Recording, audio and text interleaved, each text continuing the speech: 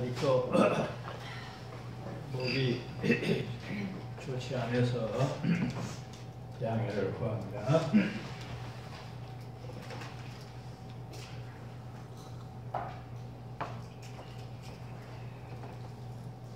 자, 우리가 지난주에는 12장 20절로 28절에서 헬라인이 예수님을 찾아왔던 이야기를 중심으로 했습니다. 헬라인이 찾아왔다 하는 말은 이방에도 복음이 전해지게 되었다 하는 말과 같습니다. 왜냐하면 헬라인이 찾아온 이후로 되어지는 이야기들이 그리스도에 대한 복음이 이야기되고 있기 때문입니다. 그래서 실질적으로 예수님이 자기의 죽음과 여러 가지 고난에 대한 문제를 이야기하기 전에 헬라인이 찾아왔다는 것을 소개하는 것은 상당히 의미가 있습니다. 그리고 헬라인이 찾아와서 바로 진행되는 내용이 다른 것이 아니고 그리스도의 구속에 대한 역사가 이야기되고 있는 것이 바로 그 증거입니다. 그래서 어쩌면 지난 시간과 이 시간에 우리들이 살펴보는 내용은 세계 복음화를 위한 하나님의 일하심이 소개되어 있는 내용이기도 합니다. 그런 차원에서 헬라인이 찾아왔던 것은 결국은 그 뒤에 이루어지는 이야기들이 전부 세계 복음화의 씨앗이 되고 있고 세계 복음화가 어떻게 시작되었는가를 보여주는 내용이다. 여기까지 이야기하기는 전통적으로 아직 그렇게 해석하고 이해하는 부분이 없었지만 우리가 본문을 구속사적인 입장에서 보면 헬라인이 찾아왔는데도 예수님이 왜 동문서답으로 자기의 구속의 사역에 대한 이야기를 하고 있는가 하는 의미를 살펴보면 새록새록하게 잘 그런 부분을 이해할 수 있습니다. 헬라인이 찾아왔을 때 예수님이 동문서답으로 네가 알기를 무엇을 알기를 원하느냐, 왜 나를 찾아왔느냐 묻지를 않고 느닷없는 말을 하지요. 하나를 미리 죽어야 많은 열매를 맺을 수 있다. 그렇지 않고 그대로 있으면 아무런 열매가 맺지 않는다. 곧 자기의 십자가에 못 박혀 죽으심으로 말미암아 얼마나 많은 사람들이 구원의 은혜를 입을지 그렇게 상징적이고 비유적으로 이야기하고 있는 내용을 우리가 잘 알고 있습니다. 그래서 예수님은 기회를 얻은 것이죠. 헬라인이 찾아왔다는 말은 바로 곧 세계 복음화를 위한 기회가 왔다는 것을 포착하고 미랄의 이야기를 통해서 자기의 구속의 사건을 소개하고 있다 하는 것을 우리가 지난 시간에 이야기를 했습니다. 또 하나는 십자가와 연관을 지어서 그가 굉장히 괴로워하고 슬퍼하면서 다른 복음서에서는 이 잔을 비껴가게 해달라고 그렇게 호소할 정도로 고통을 알았다는 내용을 우리가 생각을 해왔습니다. 많은 주석이나 자료들에서는 예수님이 그렇게 고통을 느끼고 슬퍼하는 것은 그가 참 인성을 입고 왔기 때문이다. 우리도 역시 그 부분에 대한 이해와 해석을 거절하는 것은 아니지만 그의 인성이 어떤 의미로 그렇게 중요한가? 자, 하나님이 사람의 몸을 입고 오신 것은 바로 인성을 입고 오신 것입니다. 왜 인성을 입고 왔는가? 하나님의 삶을 살기 위해서가 아니라 하나님의 백성들은 하나님의 자녀들이죠. 하나님의 자녀들의 삶을 대신 살아주기 위해서 하나님이 사람의 몸을 입고 왔던 것을 우리는 잘 압니다. 그런 맥락에서 보면 예수님이 고통스러워하고 슬퍼했던 것은 자기 백성들의 죄에 대한 책임을 그렇게 느낀 것이죠. 누구를 대신해서? 자기 백성을 대신해서 죽음을 그렇게 느끼는 거죠. 죄책을 그렇게 느끼는 거죠. 그러니까 예수님이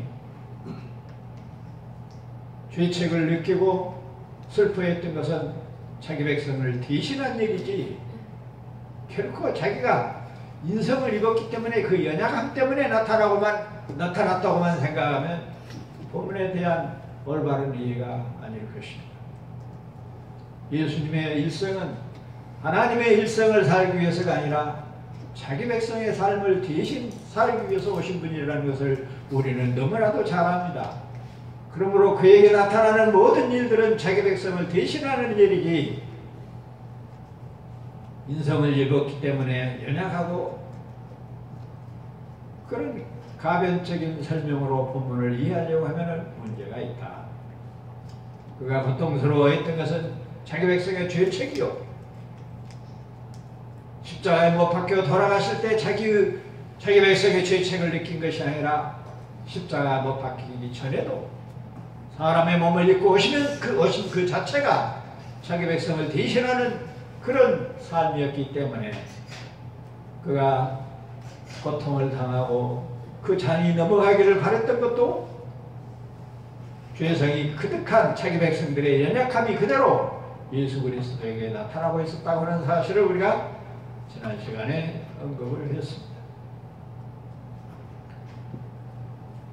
그러면서도 주님이 우리에게 자기 백성들에게 기도의 모범을 보이면서 비록 그렇게 고통스러워하고 슬퍼할지라도 내 뜻대로 마옵시고 아버지의 뜻대로 하옵소서라고 하는 것은 하나님의 백성들이 어떻게 기도를 해야 될 것인가 기도의 좌표를 보여주는 내용이기도 했다는 것을 설명을 드렸습니다. 그때 하늘에서 음성이 나왔죠. 이미 예수님이 뭐라고 그래요? 이 잔을 넘어가게 해달라고 하면서도 내 뜻대로 마옵시고 아버지의 뜻대로 이루어져서 아버지의 영광이 드러나게 해달라고 했을 때 하늘에서 음성이 나왔다고 그래서 무슨 음성이 나왔어요? 이미 영광스럽게 했다. 사람의 몸을 입고 이 땅에 오신 부터가 하나님의 영광을 드러내기 위한 것이고 그리고 앞으로도 계속 영광스럽게 할 것이다. 십자가에 못 박혀 죽으시고 부활한 모든 내용들이 하나님의 영광을 드러내는 일이다 하는 것을 우리가 지난 시간에 쭉 살펴봤습니다. 그런데 오늘 본문에 보니까 그렇게 하늘에서 나온 음성에 대해 말과 울고 말이 많아요. 열성이 울렸다 하기도 하고 또 어떤 사람들은 천사가 말했다고 하기도 하고 그때 예수님이 말을 합니다. 나를 위해서 하늘에서 소리가 난 것이 아니라 바로 너희를 위해서 소리가 난 것이다. 그럼 그 소리의 내용이 무엇이었어요? 하나님의 영광이에요. 하나님을 영광스럽게 하는 내용이라고 했어요. 무엇이 하나님을 영광스럽게 하는가? 하나님을 영화롭게 하는 것이 뭔가? 하나님께 영광을 돌리는 것이 뭔가?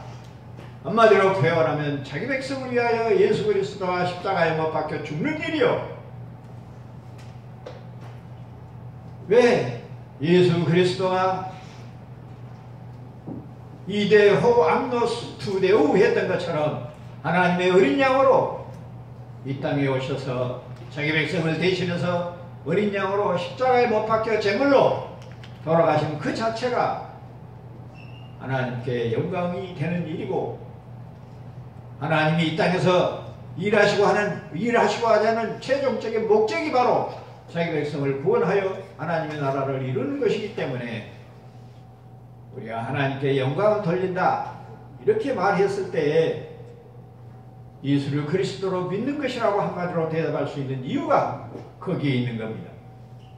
이런 깊은 내용들을 모르고 하나님께 영광을 돌린다고 하니까 뭐 착한 일을 많이 해가지고 물론 예수 믿고 구원받는 것보다 더 착한 일은 없죠. 그런 의미가 아니고 세상적인 뭔 도덕적인 일들을 많이 해서 하나님을 기쁘게 하고 성경은 도덕책이 아니라고 했습니다. 그런 잘못된 하나님의 영광에 대한 이미지를 우리는 다 벗어버리고 이제는 예수를 그리스도로 영접하고 받아들이고 구원의 역사로 하나님의 백성으로 사는 것이 하나님을 영화롭게 하고 거룩하게 하는 것이다, 영광스럽게 하는 것이다 하는 것을 우리가 이미 정리했기 때문에, 자, 그럼에도 불구하고 거기에 모인 유대인들은 하늘에서 내려오는 그 음성을 알지를 못하고 듣지를 못하고 알아먹지를 못하고 내성이 울렸다, 천사가 말했다, 여러 가지 이야기를 했습니다. 그때도 예수님이 뭐라고 말합니까? 그 하늘에서 난 소리는 영광, 하나님의 영광을 선포하는 일인데 그 영광스러운 일이 뭐냐? 내가 들어 올리는 일이야. 내가 들려 올라가는 일이다. 십자가에 못 박혀 죽는 일이다. 자, 앞에서는 뭐라겠어요? 하나님의 미래에 대해서 자기가 십자가에 못 박혀 죽으실 것을 말씀을 하셨는데 이제는 들어 올리울 것이라고 말해요. 어떻게 들어 올립니까? 십자가에 못 박혀 죽으시고 부활하심으로, 그러죠? 들어 올리는 것입니다. 그러니까 사실상 오늘 본문도 따지고 보면 하늘에서 소리가 뭐 구름소피 뭐 내성이 났다, 뭐 천사가 말했다, 뭐라고 했다, 예수님이 들려 올려 갈 것이다 하는 말도 다 지금 무엇에 관한 이야기를 하고 있어요? 하나님의 영광이 무엇인가? 초점이 거기에 맞춰 있어요. 하나님의 영광이 무엇인가? 아까 말씀을 드렸던 것처럼 예수 그리스도가 사람의 몸을 입고 자기 백성을 대신해서 죄값을 감당하고 십자가에 못 박혀 죽으시고 부활하심으로 자기 백성들을 구원해내는 그 일이 하나님을 영광스럽게 하는 일이고, 그것이 바로 하나님의 뜻이고 목적이고, 내용이 지금 이렇게 엮여져 있어요. 그래서 지금 지난 시간이나 이 시간에는 하나님의 영광이 뭐냐? 예수 그리스도의 십자가의 구원 사건이라, 구속의 사건이라 하는 것으로 지금 초점이 맞춰져 있습니다. 그런데 들어 올린다고 하니까 그때 예수님을 따라다녔던 사람들은 예수님을 어떻게 생각했어요? 호산나 찬송하리라다. 이제 자기들을 침략해서 식민지로 삼고 있는 이 로마를 쫓아내고 자기들의 king of the king, 왕 중의 왕으로, 이스라엘의 왕으로 그렇게 등극을 해서 따라다녔던 제자들을 우편에, 좌편에 앉혀서 장관들을 세우고 식민지 해방을 꿈꾸는 그런 메시아, 백마를 타고 온 그런 메시아를 소망하고 있었는데, 그가 바로 예수 그리스도라고 메시아라고 믿고 따라다녔는데 갑자기 느닷없이 들려야 한다고 하니까, 당신은 메시아이냐? 우리가 아는 메시아는 영원하신 분이다. 근데 들려야 한다는 말이 뭔 말이냐? 들려야 한다는 말이 그들에게는 자기들의 곁에서 떠나야 한다는 말로 들었기 때문에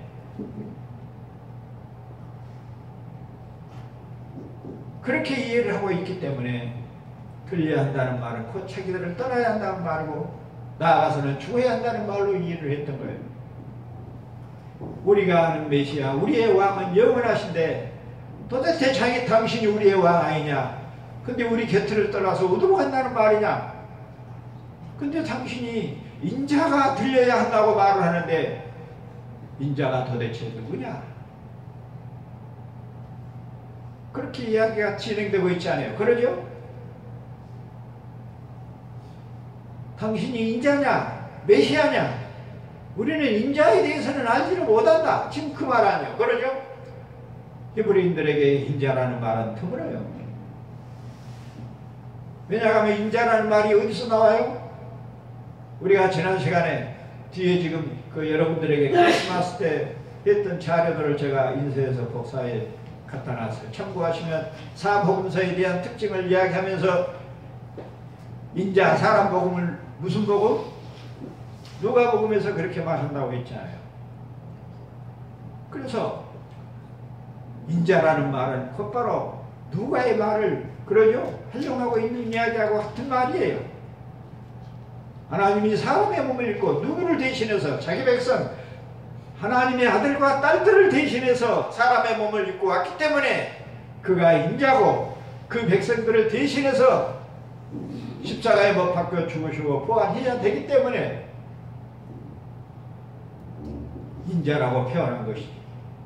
독수리라고 표현하지 않고 종이나 사자라고 표현하지 않고 하나님의 자녀들을 위해서 이 땅에 오셨기 때문에 자녀들을 위해서 희생하고 봉사할 것이기 때문에 인자가 들려야 한 것이라고 그렇게 이야기하고 있는 거예요.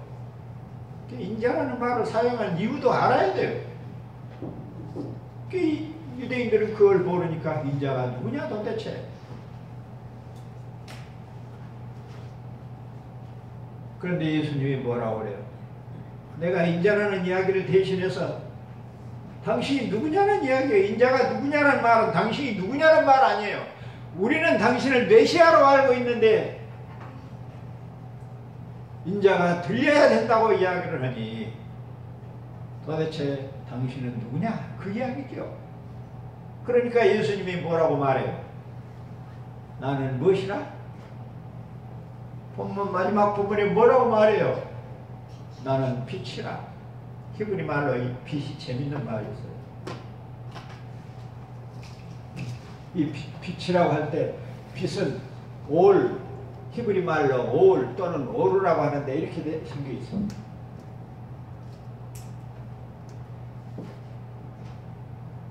자, 여기 레시입니다. 레시.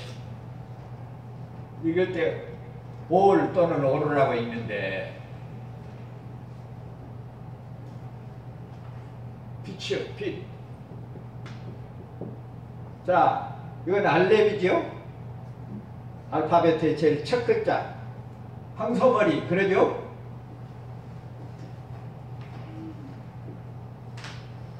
그 다음에 이 와우는 뭐예요?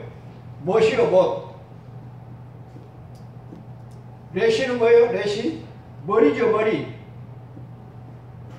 이것이 상형음이에요, 상형음이. 상형음이가 뭐예요? 사물을 본따서 만든 글자예요. 모처럼 생겼지 않아요. 모음이 붙었을 뿐이고, 그래서 이 모음 때문에 올이라고 있는 것이죠. 니을 바르면, 자, 머리 또는 첫, 그러죠? 또는 시작. 제일 처음에 시작된 것이 뭐예요? 확장적 의미로 창조죠, 창조. 창조보다 더 빨리, 더 먼저 이루어진 일이 있어요? 없어요. 그래서 자, 상형 의미로는 이런 내용이지만 확장적 의미로는 어떤 의미가 있어요? 제가 확장 의미라는 말을 만들어냈는데 상징적이나 비유적이나 그러죠? 강조적이나 여러 가지 이야기들을 하면서 지금 확장적 의미라는 말로 사용을 하고 있어요. 자, 이런 머리, 시작, 첫이라는 말은 창조라는 그런 뉘앙스가 상징적으로, 비유적으로, 확장적으로 들어있다고 말이. 그래서 그 말을 전부 하면서 종합해서 확장 의미라고 제가 표현하고 있잖아요. 자, 그러면 무엇은 뭐예요? 무엇은 여러분들이 생각할 때 이 확장 의미가 무조건 막 자기들 마음대로 집어넣는 것이 아니라 이 상형 의미하고 어째요? 깊은 연관이 있어요. 연관이 없으면 확장 의미가 아니죠. 확장된다는 것은 본래적인 것에서 더 연결돼서 나아가는 것이잖아요. 자, 어쩔 때 무엇을 씁니까? 이것과 이것을 결합하고 연결시킬 때, 자, 그래서 결합하고 보세요. 연결하고 연결을 못하기 위해서요? 교제하기 위해서 이루어지는 거예요. 그러죠? 자, 이 황소머리는 뭐예요? 어떤 확장적인 의미가 있다고 그랬어요? 우두머리. 그러죠? 우두머리죠. 대표. 그들이 누구예요? 왕이요. 아버지요. 영적 의미로는 뭐예요? 하나님이잖아요. 뭔 하나님? 성부 하나님. 자, 그러면은 이 못 연결 역할을 무엇을 연결해요? 하나님과 세상을, 모든 피조를 연결하는 역할을 해요. 무엇이 그래요? 여기서 글자적으로는 무엇이 그래요? 자, 우리가 아는 대로 무슨 예수 그리스도가 어디에 십자가에서 무엇으로 박혔어요? 이 무엇으로 박혔어요? 놀라운 이야기들이 히브리어 연구를 하면요, 그 글자나 문자 속에가 상상할 수 없는 내용들이 담겨 있어요. 무엇으로? 씨앗으로. 자, 봅시다. 그러니까 결국은 종합해보면 이 이야기들이 종합적으로 어떤 내용을 말할 수 있어요? 종합적으로. 종합적 의미로 아버지 하나님과 모든 세상을 연결하는 역할을 누가 해요? 그리스도, 예수 그리스도가 한다는 말이 바로 이 빛이라는 말 속에 있어요. 그래서 예수님이 하는 말이 나는 빛이라. Understand? 그냥 빛이라고 말하는 게 아니에요. 이 글자 자체 속에가 나는 하나 예수 그리스도는 빛이라는 의미를 담기하고 있다는 말이에요. 이 유튜브에 보면 창세기 강의를 하고 있다고 하는데 얼척이 없어 죽겠어요. 제 몫을 중건설을 이야기하면서 거의 창세기 강의라고 하고 있어요. 그냥 유튜브에. 우리 교회도 지금 이런 수준을 좀 벗어나야 할 때가 됐다고 생각해요. 지난주에 목사님들 그룹 스터디 하면서 이런저런 이야기 나왔는데, 목사님 시스템이 안 좋아요. 유튜브에 들어가 보면 말도 안 되는 사람들은 아주 바로 옆에서 말한 것처럼 듣고 이렇게 이 동영상 편집을 해가지고 멋있게 해서 내는데 너무 초라해요. 내용보다는. 그러면서 자기가 잘 아는 사람 있다고 따라가자 해서 바로 이 전대 앞에 가면 모아 아파트에 가니까 지하실에, 그분도 지하실에 사는데 우리보다 더 힘들고 어렵게 사는 것 같아요. 그런데 영상 시설을 다 해가지고 잘 하고 있더라고요. 그래서 의뢰를 좀 했어요.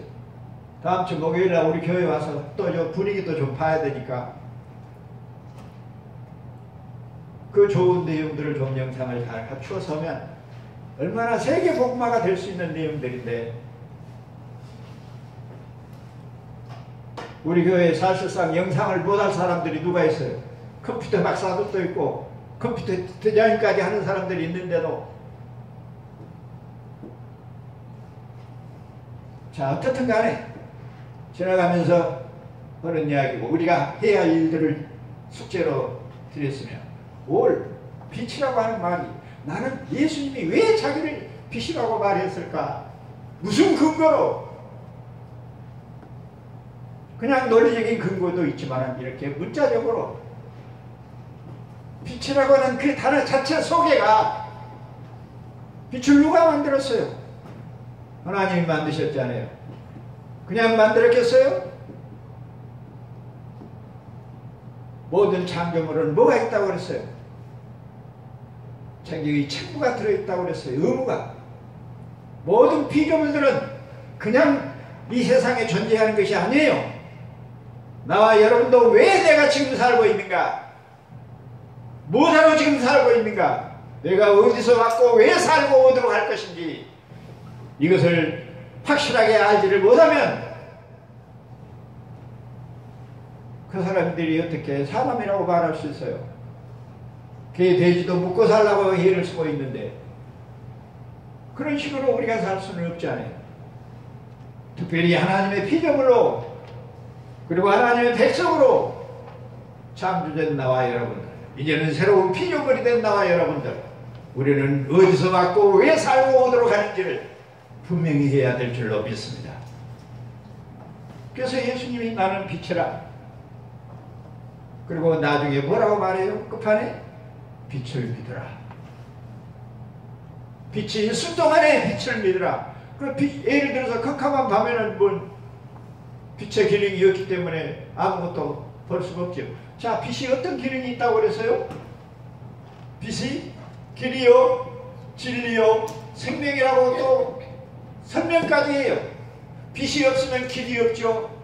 빛이 없으면 참과 거짓을 분별할 수 없죠.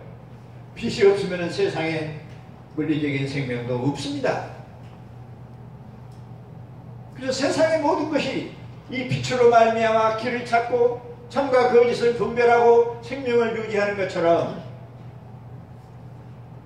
하나님의 나라의 영적인 존재들이 예수 그리스도가 아니고는 참 생명이 없다. 참으로 그들이 나아갈 바를 알 수가 없다. 무엇이 진리인지를 알 수가 없다. 이렇게 지금 가르치고 있는 거예요. 그러니까 나와 여러분들을 무슨 자녀라? 빛의 자녀라 말하는 이유가 바로 나와 여러분은 세상의 길이요, 세상으로 하여금 무엇이 옳고 그른지를 제시하는 사람들이요, 그들에게 영원한 생명 예수 그리스도를 소개하는 사람들이기 때문에 참 빛이신 예수 그리스도의 자녀 백성들, 그들이 나와 여러분입니다. 믿습니까? 네. 말씀을 정리하겠습니다. 하나님의 영광이 뭔가? 예수 그리스도의 십자가에 못 박혀 죽으시고 부활하십니다. 왜냐?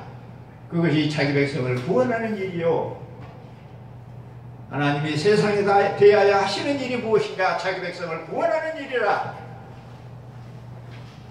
그러니 그것이 그보다 더 영광스러운 일은 없다. 그래서 결과적으로는 나와 여러분들은 그 은혜를 받은 정말로 세상에 알 수 없는 비밀을 가진 사람들이, 나와 여러분 삶 속에 이 받은 은혜를 감사하고 찬양하며 살 수 있는, 그래서 더 큰 은혜 속에 빠져들 수 있는, 날마다 우리의 삶이 감사하고 찬양하며 노래하는 그런 삶이 되기를 성부와 성자와 성령의 이름으로 축원합니다. 기도하겠습니다.